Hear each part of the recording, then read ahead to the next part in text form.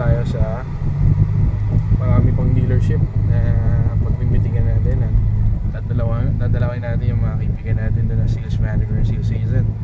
And we're here in Ortigas, Piraga Avenue,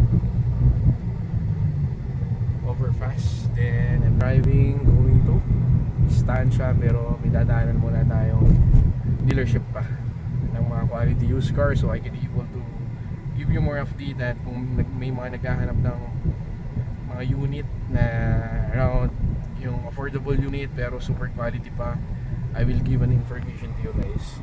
And ito na, building slow down na for mayroong traffic light dito. And guys, si The Top Salesman paikot-ikot, ayan po yung trabaho natin, kung saan yung need ng client na hanapin na unit, brand new or quality used car vehicle man, hahanapan natin ng client ng unit.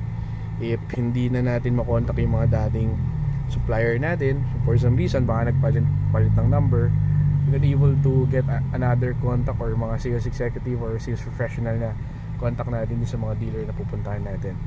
And ayun lang, I just want to inform you that hindi madali maging salesperson, but if you love your doing and if you are passionate about sales or if you are passionate about helping people, solving their problem, I can highly recommend or I can inform you to go to sales. But kung hindi kayo ganon ka people person at hindi kayo makwento, or hindi naman kailangan super magaling ka magkwento, kailangan lang is you know your product by heart, you know the process by heart.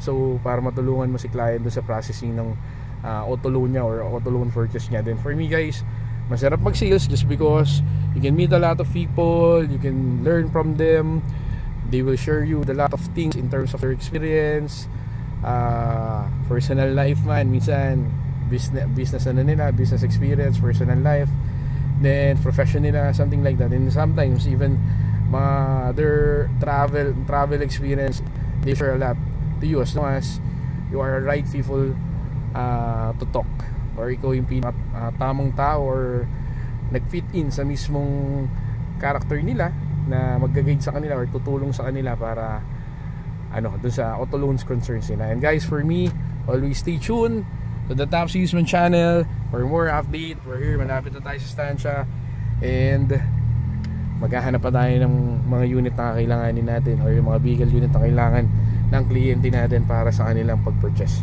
And stay tuned to the Top Salesman guys. Have a nice day. To God be the glory.